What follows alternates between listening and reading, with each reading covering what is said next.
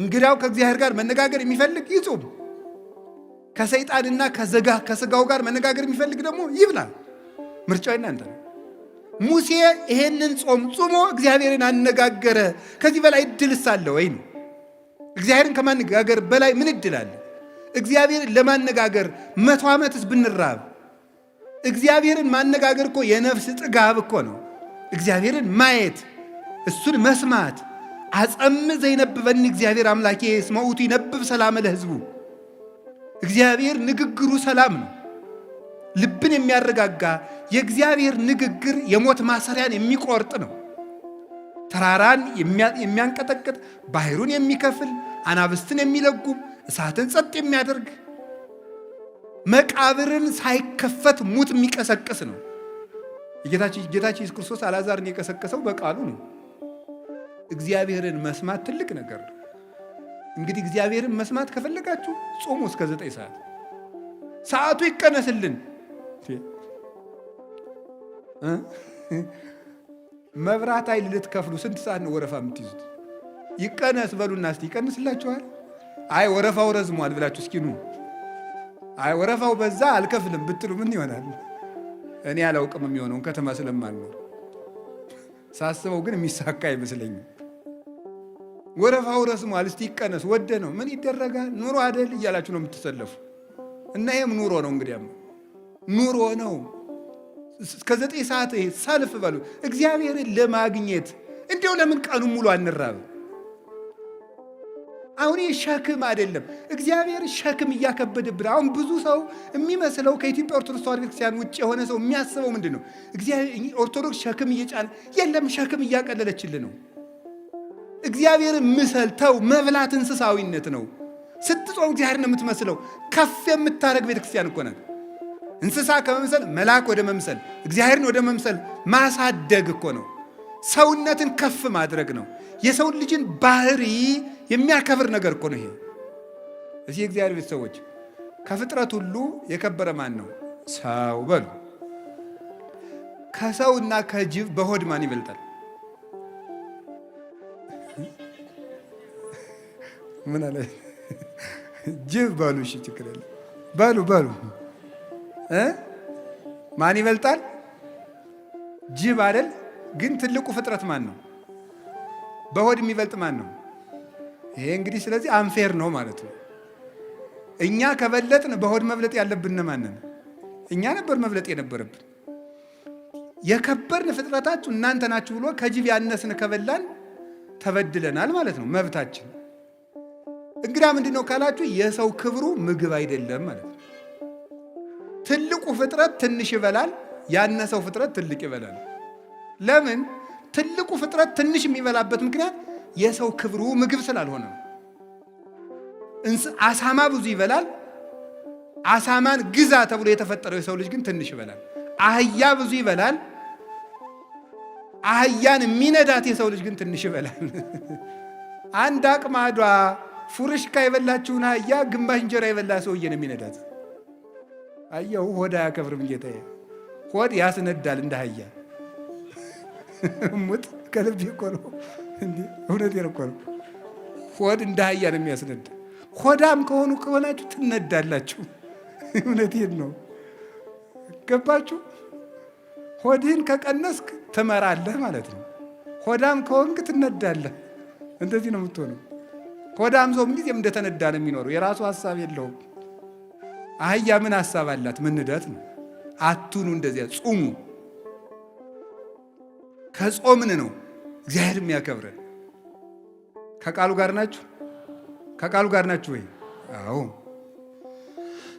እግዚአብሔር ከሁላችን ጋር ይሁን። እግዚአብሔርን የመነጋገሪያ ጾም ሙሴ ከዛ ምን አደረገ? 40 ቀን ጾመ። ከግንባሩ ላይ ብርሃን ሳለበት እግዚአብሔር። የእግዚአብሔር ብርሃን እንዲሳልብን የሚያደርግ ጾም ነው ይሄ ጾም። የእግዚአብሔርን ብርሃን፣ ያንን ብርሃን ከመልበስ በላይስ ምን አለ?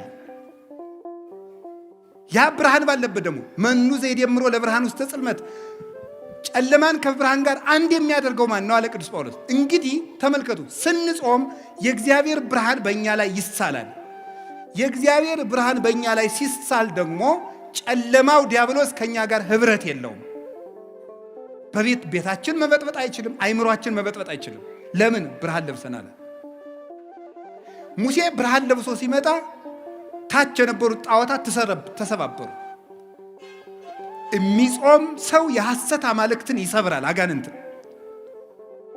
ብርሃን መልበስ ከፈለጋችሁ ጹሙ፣ መጨለም ከፈለጋችሁ ብሉ። የሚጾም ሰው የብርሃን ልጅ ነው። ሙሴ ጾመና ምን አደረገ? ከእግዚአብሔር በ10 ጣቶቹ የተጻፈ ምን ሰጠው? ታቦት። አስደናቂ ነው እኮ፣ ገር ነው እኮ አላችሁ እንዴ!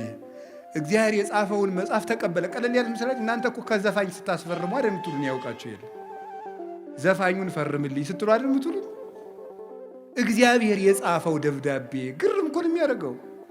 ከእግዚአብሔር መልእክት እንዲሰጣችሁ ከፈልጋችሁ ጾሙ።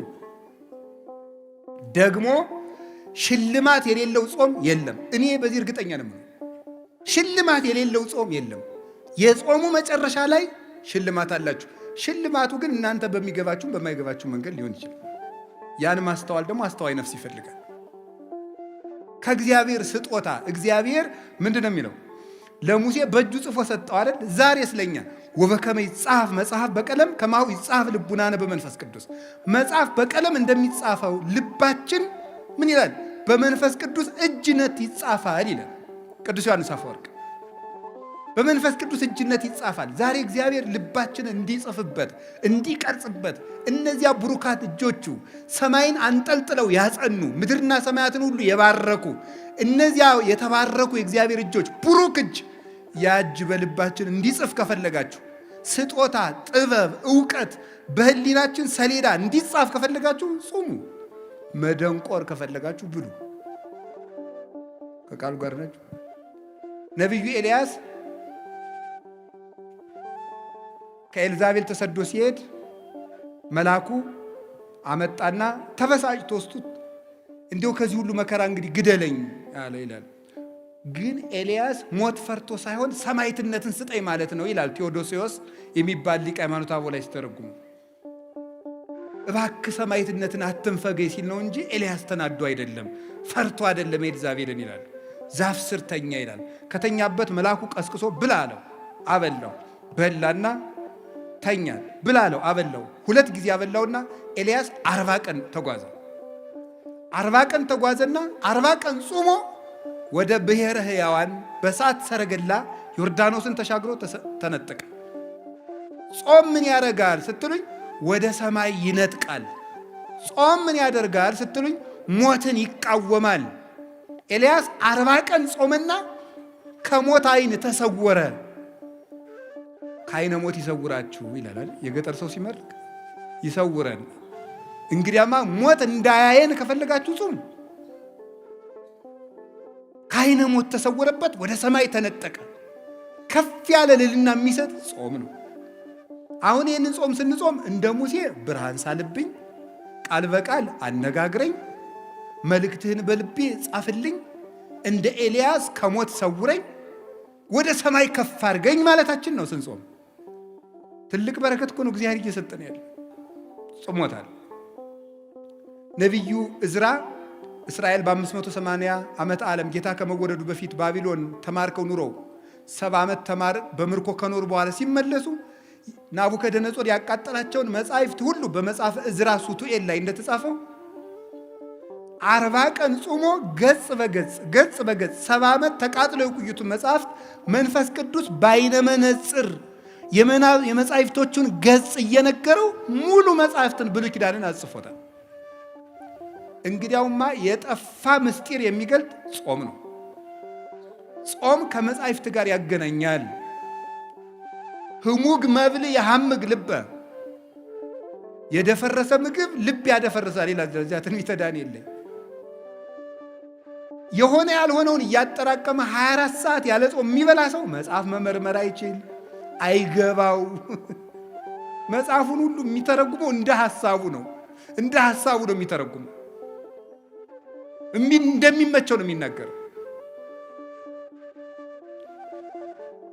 ስለዚህ የጠፋ ምስጢር የሚገልጥ ጾም ነው። አባቶቻችን ይሄንን ጾም ጾመው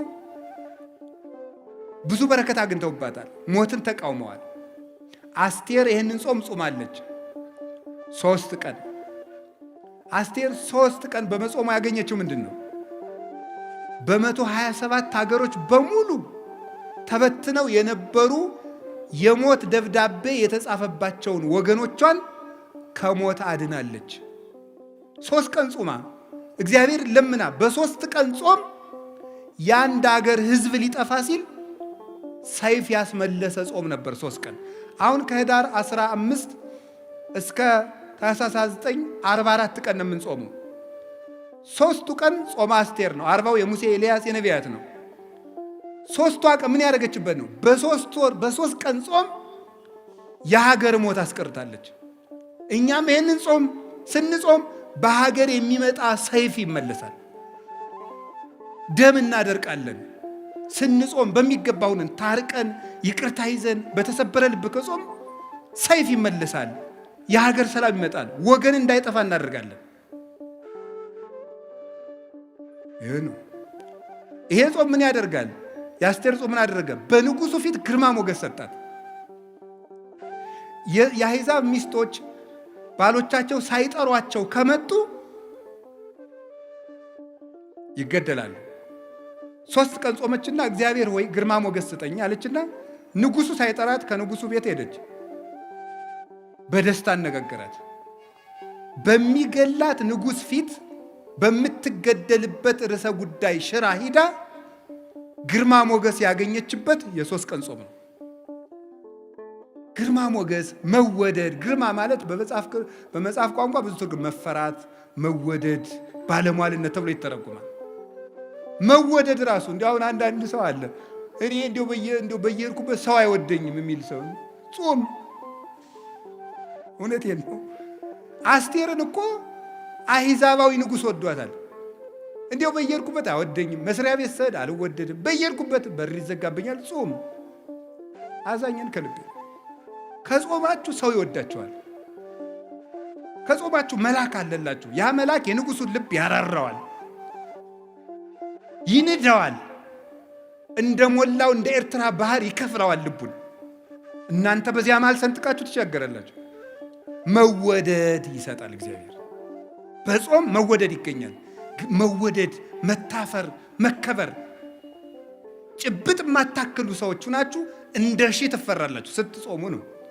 አቡነ ሐራ ድንግል ኢትዮጵያዊ ጻድቅ ሲጾሙ እየኖሩ በቀን የሚመገቡት አንድ ኮል እንኮይ ነው የሚመገቡት። አንድ ወይሽ በእናንተ ቋንቋ አንድ አፕልም በሉ፣ ችግር የለም። አፕል እኮ እንደ አፕል አይጣፍጥም። ያ አንድ ፍሬ ነው የሚበሉት። በዘመኑ የነበረው ንጉሥ ሱስንዮስ በሃይማኖት ስለተለያዩ ነገር ተሰርቶባቸው ሊገላቸው ፈልጋቸው አስጠርቶ ጎንደር ወሰዳቸውና ለምንድን ነው እማትጾም? ማነው ለምንድን ነው እኔን የምትቃወም ሊል ነው የጠራቸው። ሂደው ግን ከቤተ መንግስት ሲቆሙ ለምን ጠራይ ሲሉት እንዲሁ እንድትባርከኝና ሰላም ልል ነው ብሎ ነው የሰደዳቸው። ለምንድን ነው እንደዚህ ያደረገ ሲባል ግርማ ሞገስ፣ የተራቡለት ክርስቶስ፣ የተጠሙለት ክርስቶስ፣ እናት አባት የተውለት ክርስቶስ፣ ብቻቸውን የተሰቃዩለት ክርስቶስ፣ ከፍቶታት እኮያት፣ ከአጣውር ኩሳት፣ ከስጋ ጋር፣ ከአጋንንት ጋር፣ ከአራዊት ጋር፣ ከብርድ ጋር፣ ከፀሐይ ጋር፣ ከብቸኝነት ጋር፣ ከስደት ጋር የታገሱለት ክርስቶስ ግርማ ሞገስ ሰጣቸው። እናንተ ተከሳችሁ በሄዳችሁ ጊዜ እናንተ የምትናገሩ አይምሰላችሁ፣ የሰማይ አባታችሁ መንፈስ በእናንተ ላይ ይናገራል ያለው ተፈጸመላቸው። ወመምህር ዘይትቃወም ለነ፣ የሚከራከርልን መምህራችን ክርስቶስ ነው የተባለ ልጅ ነው። አንደበት ይሆንልን። ዝግ የሆነው አንደበታችሁ በተከሰሳችሁበት እየሰረቃችሁ ተከሰሱ አላልኩም። በምትገደሉበት አፍ ስም ግርማ የሚሰጥ ጾም ነው። የሚንበለበል ሰይፍ የሚመልስ ምንድን ነው? ጾም ነው። እንደዚህ ብቻ አይደለም። የሁል ጊዜ ስቃይ አውሬ የሆነው ሃማ የተገደለው በአስቴር ጾም ነው። ይገርማል። ጾም ማለት ያለ ሰይፍ የሚዋጉበት ረቂቅ የብርሃን ሰይፍ ነው። አስቴር ወገኖቿን የሚጨርሰውን ሐማን ለመጋደል ሰይፍ አልታጠቀችም፣ ጾመች። ስትጾም እሷ ሰይፍ ሳታነሳ የእሷን ወገኖች የሚገለው ሐማ ራሱ የእሷን አጎት ሊሰቅልበት ባዘጋጀው እንጨት ተሰቅሎ ሞተ። ለሚመለስ ጠላት ልብ የሚሰጥ ልቡ ለደነደነ ጠላት ደግሞ የሚዋጋ ሰይፍ ጾም ነው። ዮዲት የምትባለው 3 ቀን ጾማ ነው የእስራኤልን ጠላት ንጉሥ ያሸንፈችው። ጾም ጠላት ያሸንፋል። ይሄ ብቻ አይደለም፣ የተዋረደውን መርዶክዮስን ሹመት ሰጠው፣ ክብር ይሰጣል። ጾም ወድቆ የነበረውን ሐማ ስላልሰገደልኝ እገለዋለሁ ያለውን መርዶክዮስን በሐማ ወንበር ያስቀመጠ የአስቴር ጾም ነው። ጾም የተዋረዱትን ከፍ ያደርጋል፣ ትዕቢተኞችን ያዋርዳል። ጾም ወደ ክብር መውጫ መሰላል ነው። ይህንን ነው የምነግራችሁ።